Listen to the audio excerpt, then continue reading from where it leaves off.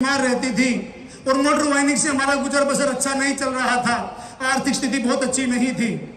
कई बार दादी जी की दवाई लाने के लिए अगर पैसे लेने पड़ते थे, किसी से उधार मांगना पड़ता था। आर्थिक स्थिति बहुत अच्छी नहीं थी। उसी बीच में मेरे फादर ने इस आरसीएम बिजनेस को किया, और किया नहीं दोस्त, मैं तो ये कहता हूँ किया है उन्होंने। केवल 7 साल किया है, और सीखते हुए जब उन्होंने सिस्टम को किया तो वे रॉयल्टी मुकाम पे पहुंचे, टेक्निकल पे पहुंचे, तो सिस्टम की हाईएस्ट जो लेवल रहा उनका रूबी लेवल पे पहुंचे। और जो रूबी लेवल पे पहुंचे तो एक अच्छी इनकम, लाखों रुपए महीना की इनकम इस सिस्टम में आने लगी। और दुनिया की सारी खुशियां हमारे परिवार में आ रही थी, और ये दुनिया बहुत जबरदस्त लग रही थी, अच्छी दिखाई दे रही थी।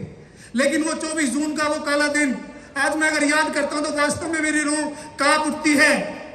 मेरे पिताजी पानीपत से आते समय एक रोड एक्सीडेंट में गुजर जाते हैं, और उस जो खबर हमें मिलती है तो मैं वो परिवार को मैं बता नहीं पाता, और मैं चाहते वहां जाके देखते हैं तो कुछ नहीं पाता, पता चलता पिताजी गुजर गए हैं।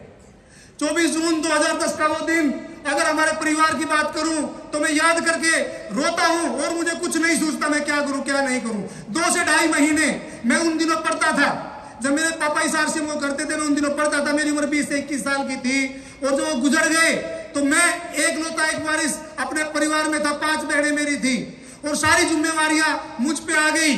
और मेरी मम्मी पूछती थी मेरे से, बेटा अब कैसे होगा, अब कैसे होगा? तो मेरे पास कोई जवाब नहीं होता था, और हम और हमारी बहनें और मेरी मम्मी बैठ के रोती थी।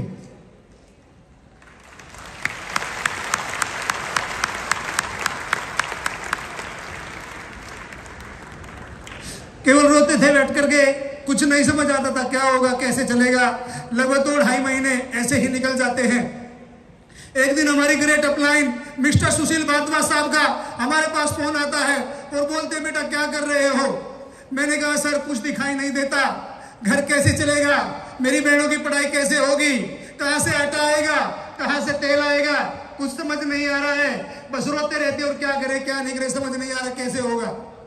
उन्होंने कहा बेटा घबराओ मत, आपके पापा की जो कमी है वो इस दुनिया में कोई पूरी नहीं कर सकता, लेकिन उनके जाने के बाद जो आटा तेल, जो आपके परिवार की जो पढ़ाई लिखाई, आपकी बहनों की जो पढ़ाई लिखाई है, ब्याह शादी के जो खर्चे है, वो आरसीएम कमी नहीं आने देगा, ये वादा करता है आरसीएम बिजनेस।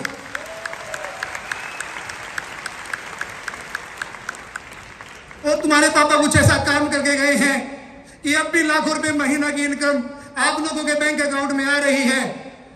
जब उन्होंने ऐसा कहा तो भी विश्वास नहीं हुआ, लगता ऐसा कुछ हो सकता होगा, ऐसा बिलीव नहीं था। और ये बात मैंने अपनी मम्मी से जाके कही कि आज तो सर का फोन आया था, और वो बोलते थे कि आपके अकाउंट में भी लाखों रुपए महीना की इनकम आ रही है, क्या कुछ ऐसा हो सकता है मम्मी जी?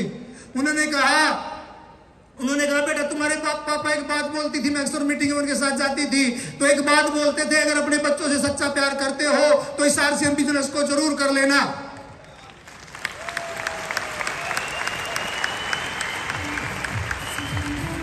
इस आरसीएम को जरूर कर लेना। और उसके बाद उन्होंने कहा हो सकता है चलो कल जाके बैंक में देखते हैं, अगर ऐसा हुआ तो बहुत सारी समस्या और प्रॉब्लम जो परिवार में आ रही हैं, जो दिखाई दे रही है, दूर हो सकती है। एक दुख जरूर है कि तुम्हारे पापा नहीं है, बहुत बड़ा दुख है, लेकिन उसके बाद एक समस्या होती है, एक जिम्मेदार करने वाला चला जाता है, तो उस परिवार में एक बहुत बड़ी समस्या पैदा हो जाती है कि अब आपका क्या होगा। हम अगले दिन बैंक में जाते हैं। बैंक में जाने के बाद जैसे हम बैंक में एंटर करते हैं तो जो बैंक मैनेजर थे वो मेरे पापा के अच्छे दोस्त थे, और जैसे हम बैंक में घुसे तो बोलते बेटा आज पापा नहीं आए क्या, 2-2.5 महीने से पापा नहीं दिखाई दे रहे हैं। मैंने कहा सर जैसे वो ऐसा बोलते हैं मेरी मम्मी और हम रोने लगते हैं, समझ नहीं आता किन शब्दों में उनको बताए।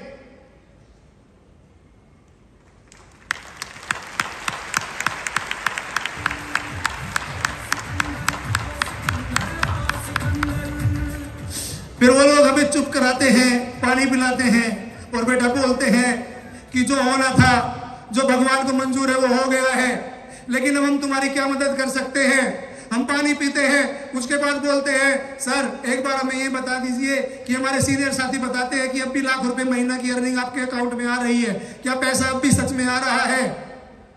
तो वो अकाउंट चेक करते हैं, और अकाउंट चेक करने के बाद बोलते हैं हाँ बेटा अब भी तुम्हारे पापा के जाने के बाद लगभग 7 से 8 लाख रुपया बैंक अकाउंट में आ चुका है।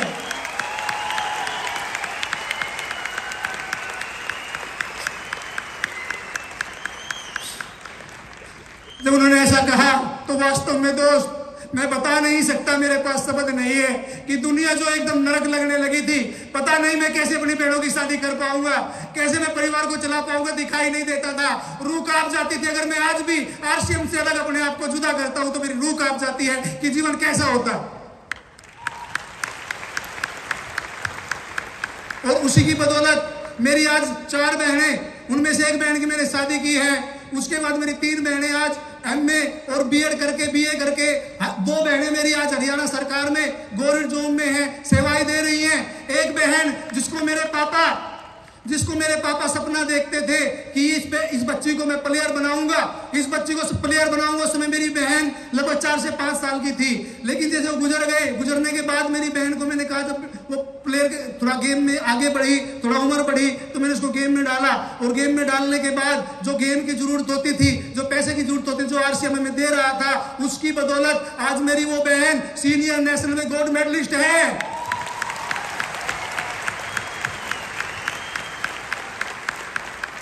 सीनियर नेशनल में गोल्ड मेडलिस्ट है और अपने वेट में इंडिया के अंदर एक रिकॉर्ड बनाया हुआ है। 10 किलो ज्यादा उसने उसमें उठाया है,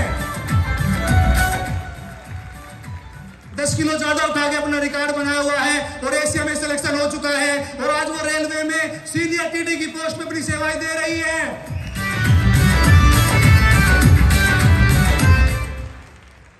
और दोस्त, उनके जाने के बाद आज मैं अगर आपको बताऊं, आज भी लाखों रुपए महीने की अर्निंग आ रही है। मैं अपनी बहनों की पढ़ाई पूरी करा पाया हूं, मेरी मैडम खुद मेडिकल स्टडी कर रही है, मेरे बच्चे अच्छे स्कूलों में जा रहे हैं और आज भी लाखों रुपए महीना की अर्निंग, गाड़ी, अच्छा मकान मेरे पास है। तो ये सब ताकत अगर मुझे मिली, जब सब खुशियां मिली है, तो आरसीएम की बदौलत है दोस्त, आरसीएम की बदौलत है।